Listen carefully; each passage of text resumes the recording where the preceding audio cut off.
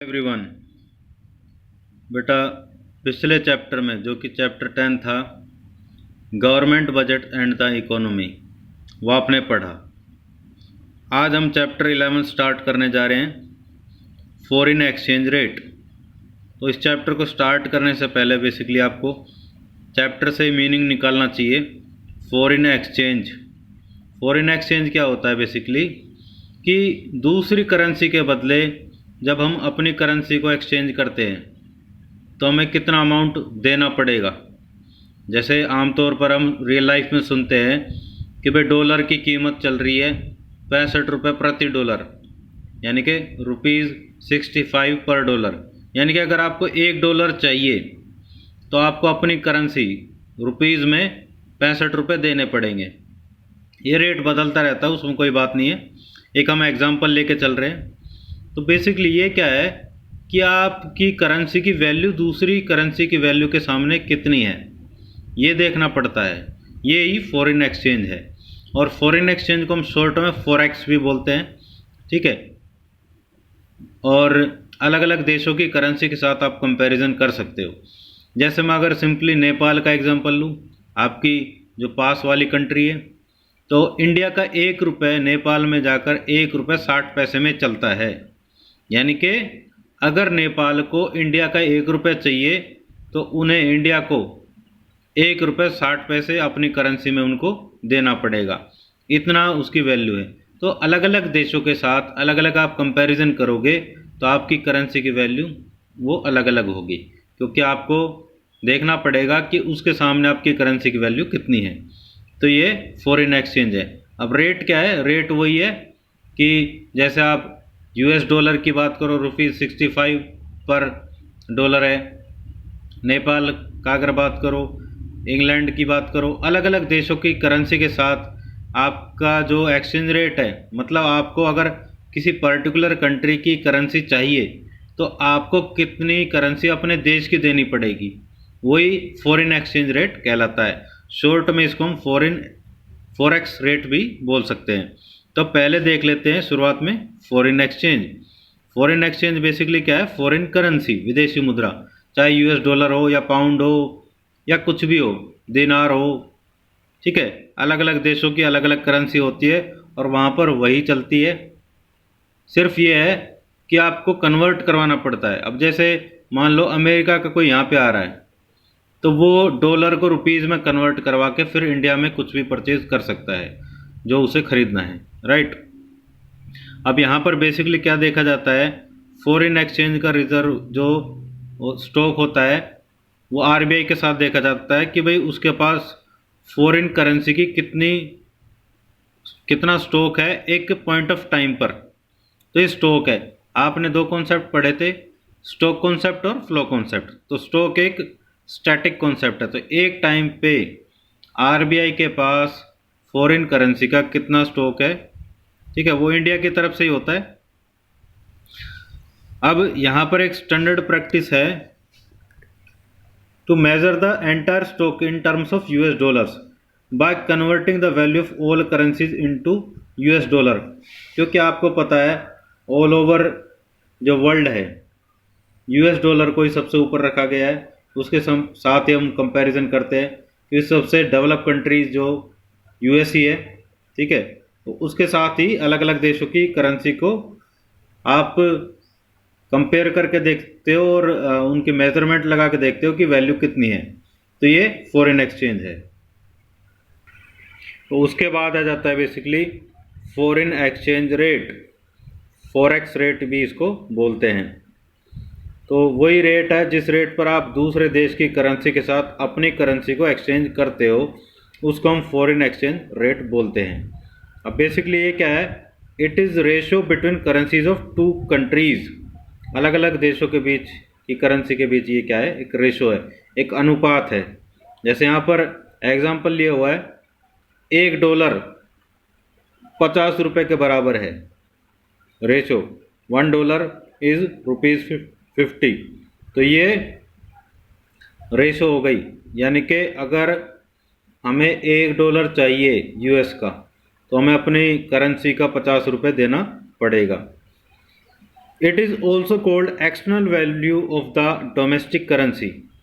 भाई एक्सटर्नली तो है भाई, रेस्ट ऑफ द वर्ल्ड के साथ आप कंपैरिजन कर रहे हो, तो आपकी जो डोमेस्टिक करेंसी है भाई, जैसे डोमेस्टिक करेंसी इंडिया की रुपीज़ है, तो उसका आप कंपैरिजन कर रहे हो यूएस डॉलर के साथ, तो आपकी डोमेस्टिक करेंसी रुपीज़ की एक्सटर्नल वैल्यू कहलाएगी।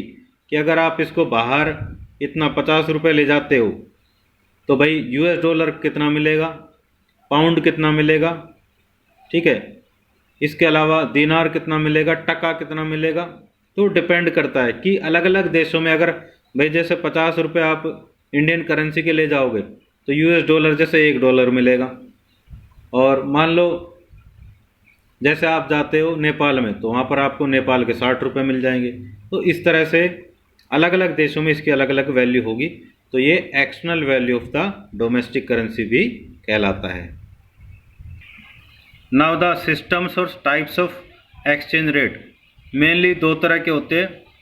पहला होता है फिक्स्ड एक्सचेंज रेट सिस्टम, दूसरा flexible exchange rate system, right. अब ये फिक्स्ड एक्सचेंज रेट सिस्टम क्या है, बेसिकली इसमें ये नहीं है फिक्स ही रहेगा, नहीं, ये फिक्स तब कहा जाता है जब गवर्नमेंट खुद फिक्स करती है। गवर्नमेंट के द्वारा ही एक्सचेंज रेट सेट भी किया जाता है, मेंटेन भी किया जाता है, और एक पर्टिकुलर लेवल पर, तभी इसको फिक्स एक्सचेंज रेट सिस्टम कहा जाएगा। गवर्नमेंट के ऊपर डिपेंड करता है भाई, जैसे मार्केट फोर्सेस होती है, डिमांड एंड सप्लाई, उसके हिसाब से इक्विलिब्रियम सेट होता है। चाहे तो गवर्नमेंट उससे ऊपर रेट सेट कर सकती है और चाहे तो नीचे भी सेट कर सकती है। तो ये गवर्नमेंट के ऊपर डिपेंड करता है, तभी इसको फिक्स्ड एक्सचेंज रेट सिस्टम कहते हैं। और ये गवर्नमेंट जानबूझ कर करती है अपने हिसाब से, भाई चीज़ों को बदलने के लिए गवर्नमेंट अपने हिसाब से चेंज करती है। चाहे तो अबव भी सेट कर सकती है, चाहे तो बिलो भी सेट कर सकती है। अभी अलग अलग कंडीशन हम देख लेते हैं। पहली कंडीशन है when exchange rate is set higher than the equilibrium exchange rate, यानी कि जैसे आप ये लगा के चलो भाई, पहले $1 अगर आपको चाहिए था तो आप 50 रुपये दे रहे थे, लेकिन अब गवर्नमेंट क्या कर रही है, अब उस रेट को हायर सेट कर रही है। हायर सेट करने का मतलब मान लो जैसे अब 60 रुपये देने पड़ रहे हैं $1 के लिए, तो इससे क्या होगा, आपकी डोमेस्टिक करेंसी है, तो इससे करेंसी की वैल्यू, डोमेस्टिक करेंसी है उसकी वैल्यू डाउन हो जाएगी। अब यहाँ पर हम ये डायग्राम देख लेते हैं, उसमें आपको क्लियर हो जाएगा। ये है ओ एक्स एक्सिस, यहाँ पर सप्लाई और डिमांड ले रखा है यूएस डॉलर का, राइट। इधर ले रखा है exchange rate, Indian rupees is US dollars, यानी कि दोनों का कंपैरिजन किया जा रहा है। अब जैसे मान लो पहले ये रेट था 50 रुपये था और $1, और ये इक्विलिब्रियम रेट था, यहाँ पर इतनी डिमांड थी और ये सप्लाई थी, यानी कि ये इक्विलिब्रियम रेट था जहाँ पर डिमांड और सप्लाई दोनों बराबर हो रही थी। अब गवर्नमेंट जानबूझकर क्या करती है, जैसे मान लो 60 रुपये कर देती है यूएस डॉलर का, तो 100% क्या होगा भाई, यूएस डॉलर की सप्लाई बढ़ेगी, यूएस डॉलर की सप्लाई बढ़ेगी। लेकिन सबसे बड़ी बात क्या है, आपकी करेंसी की वैल्यू कम हो जाएगी, यानी कि इंडियन रुपीज़ की, क्योंकि पहले तो आप 50 रुपये दे रहे थे $1 का, अब दे रहे हो आप 60 रुपये। ये गवर्नमेंट ने जानबूझकर किया है, तो इसको बोलते हैं हम डिवैल्यूएशन, अवमूल्यन। यानी कि जब गवर्नमेंट जानबूझकर अपनी करेंसी की वैल्यू दूसरी करेंसी की वैल्यू के सामने कम कर दे, तो उसको हम डिवैल्यूएशन ऑफ करेंसी बोलते हैं, ठीक है। तो यहाँ पर बेसिकली क्या है, अब ये देखो जैसे सिंपल सी बात है भाई, 60 रुपये हो गए तो फॉरेन करेंसी यानी कि यूएस डॉलर की जो कीमत है वो बढ़ जाएगी। तो यहाँ पर हालांकि मैंने ये किया नहीं है और ये करना भी नहीं है, आपको सिर्फ ये है, ये देखना है कि एक्सचेंज रेट जो बढ़ाने से क्या फ़र्क पड़ेगा। ये डिमांड है, डिमांड घटेगी, हालांकि वो पहले सप्लाई बढ़ा देंगे, वो सप्लाई बढ़ा देंगे, क्योंकि देखो कीमत बढ़ती है तो सप्लाई बढ़ती है, ठीक है, लेकिन कीमत बढ़ती है तो डिमांड घट जाती है। कीमत बढ़ती है तो सप्लाई बढ़ेगी, क्योंकि भाई जैसा आपके प्रोडक्ट की कीमत बढ़ गई तो आप ज़्यादा बेचोगे, लेकिन कस्टमर ज़्यादा कीमत पर नहीं खरीदेगा, वो कम खरीदेगा। तो दोनों ही चीज़ें हैं। कीमत बढ़ने से सप्लाई बढ़ जाती है, डिमांड कम हो जाती है, क्योंकि कीमत और डिमांड में तो नेगेटिव रिलेशनशिप है, लेकिन कीमत और सप्लाई में पॉजिटिव रिलेशनशिप है।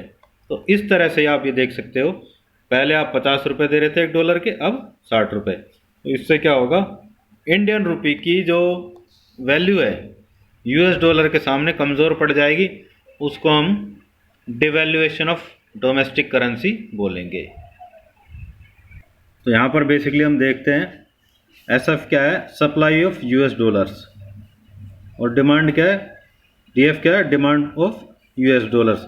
OR क्या है, पहले जो इक्विलिब्रियम एक्सचेंज रेट था जहाँ पर $1 की कीमत 50 रुपये थी, OR1 क्या है, अब बढ़कर हो गई, जो कि गवर्नमेंट ने सेट किया है। तो यहाँ पर $1 की कीमत 60 रुपये। तो यहाँ पर बेसिकली क्या होगा, so the value of domestic currency यानी कि इंडियन रुपी की हैज़ बीन डेलिबरेटली, ठीक है, जानबूझकर lowered by the government, this is called devaluation. और एक्चुअल में डिवैल्यूशन ऑफ डोमेस्टिक करेंसी, अवमूल्यन, जब गवर्नमेंट जानबूझकर दूसरी करेंसी के मुकाबले अपनी करेंसी की वैल्यू को कम सेट करे, यानी कि उसकी वैल्यू डाउन कर दे, ठीक है। $, की तो कीमत बढ़ गई, तो आपका देखो ये यहाँ पर नेगेटिव रिलेशनशिप होगा। अगर किसी पर्टिकुलर दूसरी करेंसी की वैल्यू बढ़ती है तो आपकी करेंसी की वैल्यू कम हो जाएगी, ठीक है, और आपकी करेंसी की वैल्यू बढ़ रही है तो उसकी वैल्यू कम हो जाएगी, राइट। तो ये नेगेटिव रिलेशनशिप होती है। नाउ द इम्प्लीकेशंस आपको पता है, छिपा हुआ अर्थ। अब भाई जब कीमत बढ़ेगी तो फॉरेन करेंसी की सप्लाई 100% बढ़ेगी, ठीक है, जो कि क्या है भाई, supply of foreign currency is greater than demand of foreign currency. Diagram में देख लेते हैं। ये हालांकि P और Q पहले लिखना रह गया था, ठीक है। तो ये गैप, क्योंकि कीमत बढ़ने से सप्लाई बढ़ेगी, मैंने आपको पहले बताया, और कीमत बढ़ने से डिमांड कम हो जाएगी, ठीक है। तो सप्लाई कितना ज़्यादा है, P और Q, ठीक है। तो यही डिफरेंस है। अब एक सिंपल सी बात है, जब सप्लाई बढ़ेगी तो फॉरेन एक्सचेंज रेट में डाउन होगा, क्योंकि देखो मैंने आपको सारी चीज़ें बताई हुई है, कौन सा फैक्टर स्ट्रॉन्ग हो रहा है। अगर सप्लाई बढ़ेगी तो कीमत कम हो जाएगी, और सप्लाई घटेगी तो कीमत बढ़ जाएगी। तो क्योंकि सप्लाई बढ़ी है तो फॉरेन एक्सचेंज रेट डाउन हो जाएगा। तो गवर्नमेंट को यहाँ पर क्या करना पड़ेगा, जो एक्सेस सप्लाई है इसको अब्सॉर्ब करना पड़ेगा, यानी कि खुद इसको हैंडल करना पड़ेगा for the purpose of devaluation. जो गवर्नमेंट ने जानबूझकर अपनी करेंसी की वैल्यू डाउन की है, अदरवाइज क्या है, वो भाई कीमत नीचे चलती जाएगी और आपकी करेंसी की वैल्यू बढ़ जाएगी, तो वो डिवैल्यूएशन की जगह रिवैल्यूएशन हो जाएगा, और उससे आप जो पर्पज़ पूरा करना चाह रहे थे वो पर्पज़ पूरा नहीं होगा। अब डिवैल्यूएशन बेसिकली क्यों किया जाता है उसका भी कारण जानिए। भाई जैसे मान लो गवर्नमेंट FDI को बढ़ाना चाहती है या एक्सपोर्ट बढ़ाना चाहती है, तो वो डिवैल्यूएशन करती है। अब डिवैल्यूएशन ना हो, रिवैल्यूएशन हो, अब आपके प्रोडक्ट की कीमत बढ़ जाए तो फॉरेन जो कंट्रीज़ है वो आपके प्रोडक्ट को नहीं खरीदेंगे, लेकिन अगर कीमत कम होती जा रही है तो वो ज़्यादा खरीदेंगे, राइट। तो ये पर्पज़ पूरा करने के लिए बेसिकली गवर्नमेंट क्या करना पड़ेगा, जो एक्सेस सप्लाई हुई है उसको अब्सॉर्ब कर लेंगे, तो ये एक्सचेंज रेट डाउन नहीं होगा, वो अप ही रहेगा। फिर है rise in foreign exchange of the government. जब सप्लाई ज़्यादा होगी गवर्नमेंट सारा उसको ले लेगी, तो फॉरेन एक्सचेंज का जो रिजर्व है वो बढ़ जाएगा, राइट। तो यहाँ पर बेसिकली एक नोट दिया हुआ है, RBI सारे जो इंटरनेशनल मार्केट में फॉरेन करेंसी उनको खरीदने और बेचने का काम करता है गवर्नमेंट की तरफ से। अब यहाँ पर देख लेते, when exchange rate is set lower than the equilibrium exchange rate. यहाँ पर क्या है, अब गवर्नमेंट जानबूझकर लोअर सेट कर रही है। पहले तो ये रेट था 50 रुपये में $1, लेकिन अब गवर्नमेंट क्या कर रही है, 40 रुपये में $1, यानी कि अपनी करेंसी की वैल्यू बढ़ा रही है, ठीक है। और ये डिफरेंस है। यहाँ पर बेसिकली क्या होगा, जो सप्लाई कम पड़ जाएगी और डिमांड ज़्यादा हो जाएगी, राइट। और जो कि PQ है एक्चुअल में, ये PQ। पिछले में क्या था, सप्लाई ज़्यादा हो गई थी, डिमांड कम हो गई थी। यहाँ पर डिमांड ज़्यादा हो जाएगी और ये सप्लाई कम हो गई। ये सप्लाई है और ये डिमांड है, ठीक है। वही सारी चीज़ें हैं, डिफरेंस क्या है, सिर्फ यहाँ पर 50 से 40 हो गया, उसमें 50 से 60 हो गया था। ये बिलो सेट किया गया है, वो अबव सेट किया गया है। तो यहाँ पर अब चीज़ों में ज़्यादा डिफरेंस नहीं है। हम इम्प्लीकेशंस देख लेते हैं।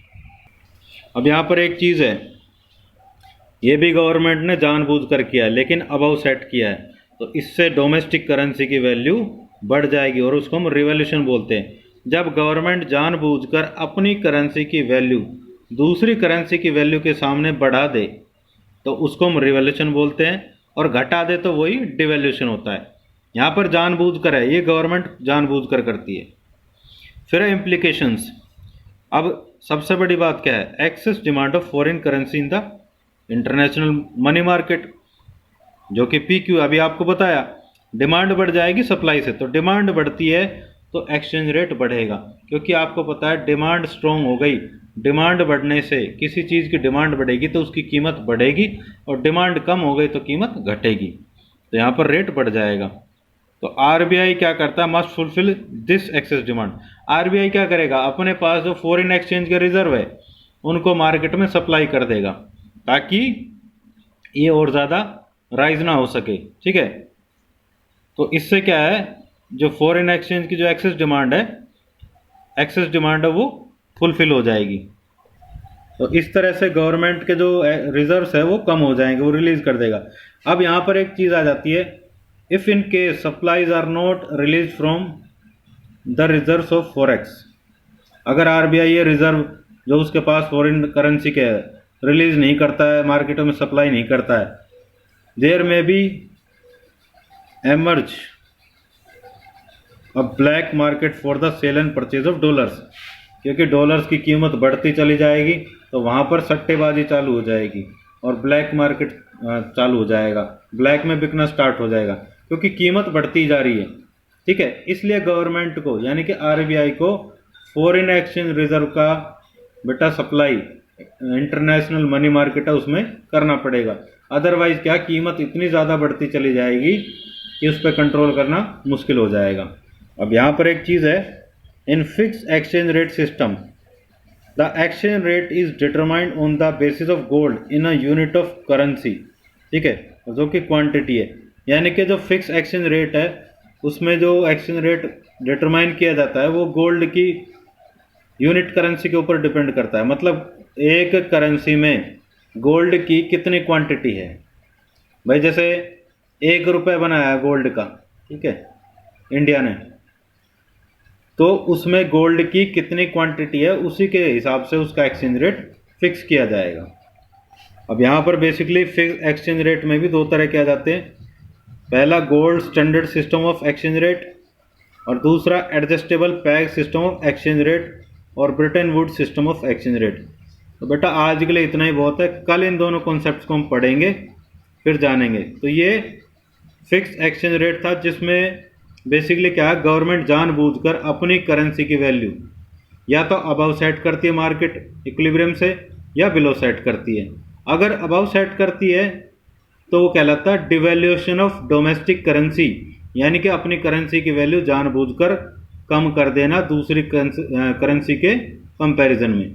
दूसरी बात, अगर बिलो सेट किया जाता है तो अपनी करेंसी की वैल्यू बढ़ा दी जाती है जानबूझकर, तो उसको हम रिवॉल्यूशन ऑफ डोमेस्टिक करेंसी बोलते हैं। तो बेटा मिलते हैं नए कॉन्सेप्ट के साथ नए वीडियो में, तब तक के लिए बाय बाय, टेक केयर।